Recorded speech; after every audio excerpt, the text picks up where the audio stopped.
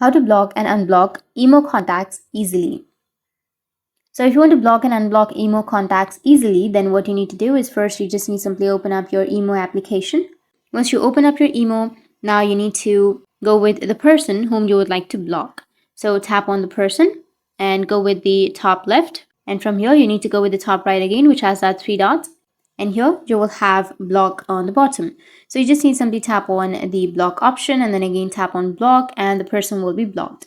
Now, if you want to again unblock the person, then what you can do is just go with your profile, which is on the upper left. And from here, you need to go with settings. And under settings, you will have the blocked option under your security and privacy. So tap on security and privacy, and here you will have block list under your security. Tap on the block list and tap on unblock, which is on the right side. That's it. That's how you can block or unblock imo contacts. And if you have any questions, feel free to comment below.